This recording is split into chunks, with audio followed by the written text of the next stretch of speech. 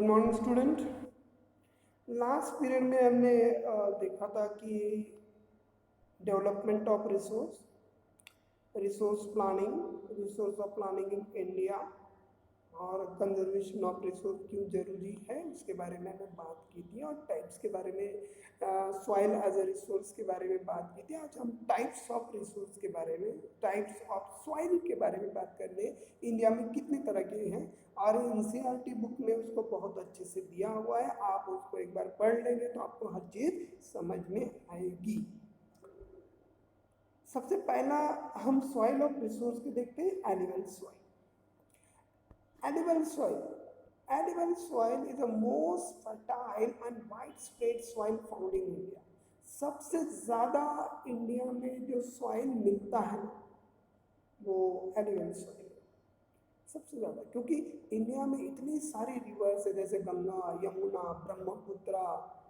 ये सारी रिवर अपने साथ हजारों टन जो खासकर सॉइल है वो पर्वत से बहा के लाती है, और पर जो एरिया है, फ्लैटेड एरिया है, प्लेन एरिया है, उस प्लेन एरिया में फैला देती है। इसमें से जो सॉइल क्रिएट होती है उस सॉइल को एलिवेंट सॉइल कहते हैं।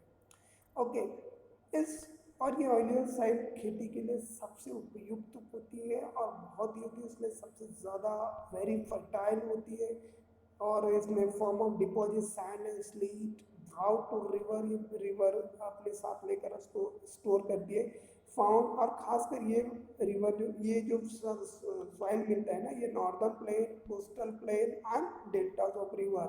डेल्टाज मतलब गंगा, यमुना, ब्रह्मपुत्र, गंगा, कावेरी या सिंधु, इंडस रिवर जो भी है, उस सारे रिवर्स के जो एरियाज है, डेल्टा एरिया, जो नदी, डेल्टा का मतलब क्या होता है, नदी के साइड वाला एरिया, जो वहाँ पे सालों साल उसमें नई मिट्टी आकर जमा होती रहती है, उसको हम डेल्टा एरिया कहते हैं।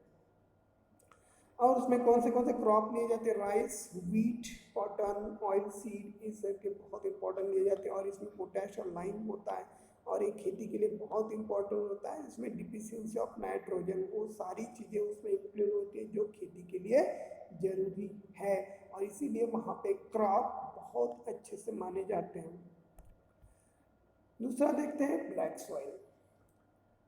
ब्लैक सॉइल में रेगुलर सॉइल, जैसे अपने खेती में आप देखते हो, आपके आसपास जो खेती मिलती है, खेती में जब आप मिट्टी उठा के देख लीजिए, उसका कलर अगर ब्लैक हो तो उसको हम रेगुलर सॉइल कहते हैं। Regular soil is another name of black soil. Okay, इसे रेगुलर सॉइल कहते हैं। कॉटन, और ये एक खेती में सबसे बेहतरीन कॉटन के लिए मानी जाती है, इसलिए उसको कॉटन सॉइल भी माना जाता है, क्योंकि ये एक बहुत ज़रूरी है। कॉटन के लिए सबसे बेहतरीन कोई सॉइल है वो है black soil, regur soil. Regur soil ही ब्लैक सॉइल का अनदर नाम है, और उसे कॉटन सॉइल भी कहते हैं। It is cultivation is made of extremely fine clay materials, और उसमें जो काला कलर्स रहता है वो बहुत ही ब्लैक ही रहता है, और उसको खेती के लिए इस्तेमाल किया जाता है। और ये एलिवेंट सॉइल के बाद बहुत इंपॉर्टेंट वाली सॉइल से। Red soil, it is a red colour because of the presence iron in it, found in Tamil Nadu, Karnataka, Andhra Pradesh, इन सभी जिलों में जो रेड सॉइल है वो मिलती है। और इसे हम पर्वत या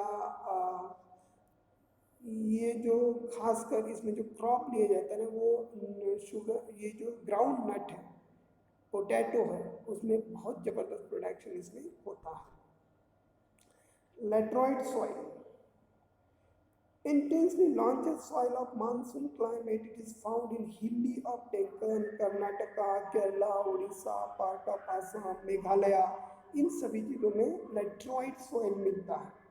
इंटेंसली नीचे सॉइल ऑफ मानसून क्लाइमेट, जो मानसून क्लाइमेट की जो बरसात होती है उस एरिया में लेट्रॉइड सॉइल बहुत ज़्यादा मिलता है।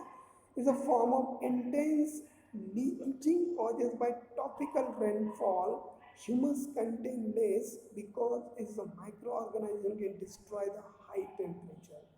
यहाँ लेट्रॉइड सॉइल में तो एक बहुत हाईली टेम्परेचर होता है और बरसात भी बहुत तेज़ होती है। दोनों चीज़ों के बाद लेटराइट सॉइल वही मिलती है। इसलिए लेटराइट सॉइल के आसपास जो एरिया है मतलब वहाँ पे लोग ज़्यादा नहीं रहते, कम रेशो में रहते। खासकर एरिया अगर बात करते हैं तो कर्नाटका, केरला, उड़ीसा, पार्ट ऑफ आसाम, मेघालय, इन सभी चीज़ों में बात की जाती है। एरिड सॉइल के बारे में बात करते हैं तो हम एरिड सॉइल में यही बता सकते हैं कि इसे हम माउंटेन सॉइल भी कह सकते हैं। एरिड सॉइल को माउंटेन सॉइल भी माना जाता है, जो बुक में आपको दिया गया है। Arid soil are call of red और brown colour, they are sandy to saline. इसके जो कैरेक्टर्स हैं they are sandy saline, humus and moisture content are very less. इस जमीन में जो ह्यूमस होता है, जो मॉइस्चर होता है, जो उसमें आप जमीन के अगर आप मिट्टी को पकड़ लो तो उसमें आप मिट्टी बांध नहीं सकते हो, उसमें जो मॉइस्चर होता है वो कम ही होता है, नमी कमी होती है। इसकी वजह से वहाँ पे जो मतलब गुड प्रोडक्शन वाली ये नहीं है। यहाँ पे नॉर्मल टाइप्स की प्रोडक्शन आपको लेने पड़ते हैं। They can be cultivated after irrigation, लेकिन इस जमीन का इस्तेमाल करना हो तो आपको आफ्टर कल्टिवेशन 100% इस्तेमाल कर सकते हो। खासकर इसे कहेंगे disposition of organic materials derived from the vegetable covers found in Meghalaya, Arunachal Pradesh, Eastern Ranges, Uttarakhand, Himachal Pradesh, Jammu Kashmir, इस एरिया में मिलता है।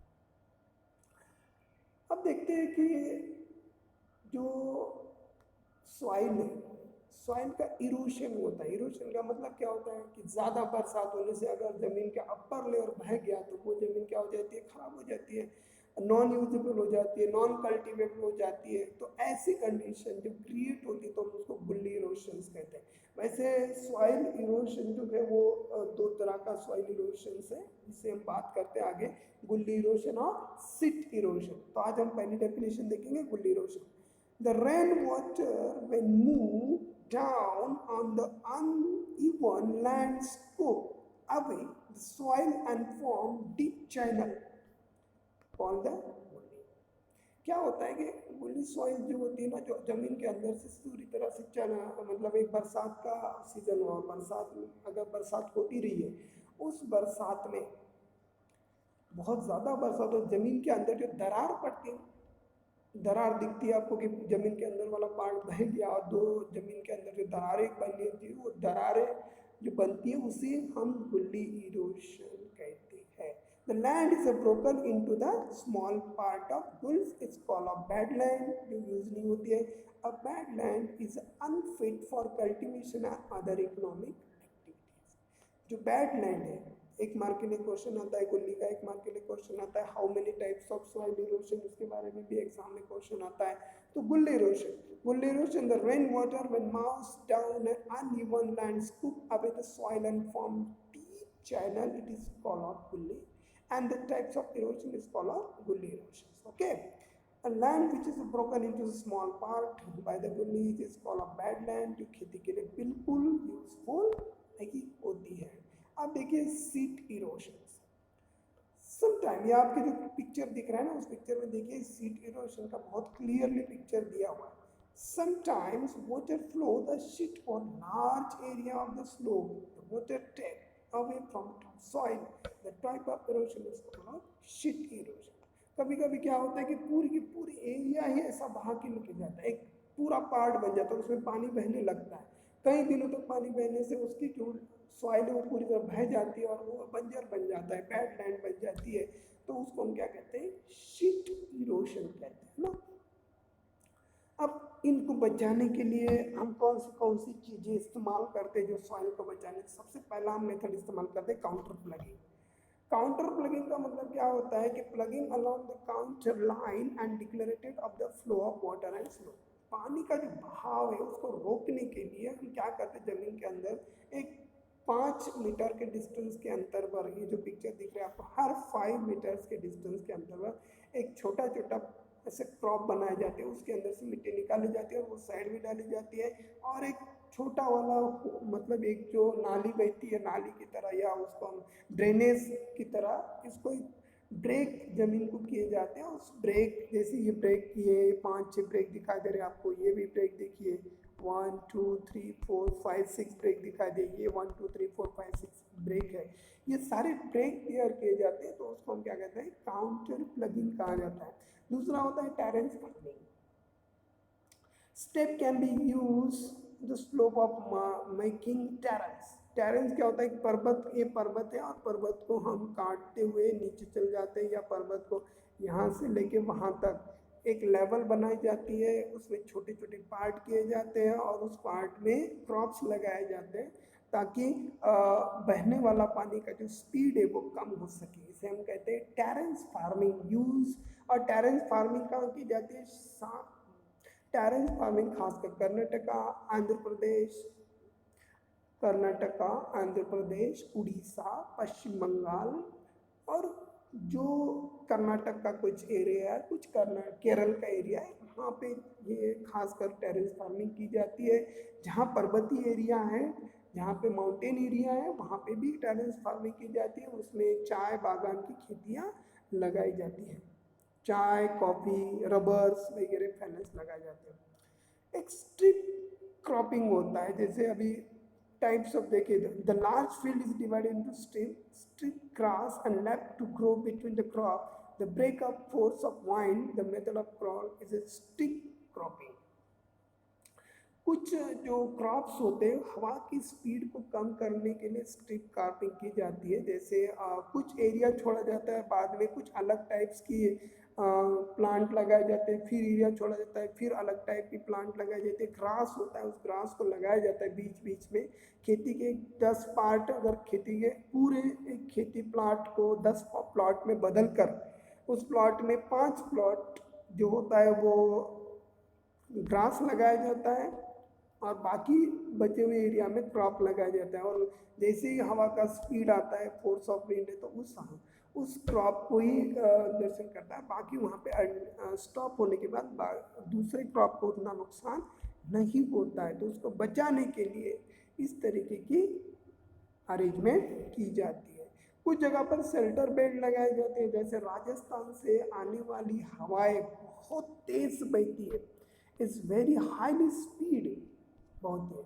अब उस हवाओं के साथ क्या होता है, राजस्थान में जो एरिड टाइप की मिट्टी है, वो बालू है, वो साथ में हवा से उड़ के आती है और उड़ने के बाद पंजाब, हरियाणा, जैसे पाकिस्तान से लगे हुए अपने एरिया जो भी हैं, उन तमाम बाउंड्री, मुंबई का एरिया है, जहाँ से बाहर से राजस्थान से जो मिट्टी के साथ जो एयर बहती है, उस स्पीड को कम करने के लिए खेती के बाउंड्री के साइड में, मतलब जो खेती की बाउंड्री होती है उस बाउंड्री के साइड में बहुत सारे लाखों क्रॉप या हजारों क्रॉप लगाए जाते हैं और ये पेड़ लगाए जाते हैं। उस पेड़ में क्या होता है, हवा का जितना भी तेज स्पीड है वो हवा में का स्पीड पेड़ को रुक जाता है और हवा का स्पीड कम हो जाता है और वहाँ की जो मिट्टी है वो पेड़ के साइड में गिर जाती है और हवा निकल जाती है आगे, तो इससे जो फर्टाइल फार्मिंग है उसको नुकसान कम होता है, तो ये शेल्टर बेल्ट का इस्तेमाल किया जाता है। So this is the overall soil को बचाने के लिए कौन सी चीज़ें इस्तेमाल करनी चाहिए, तो इसके बारे में मैंने बात की।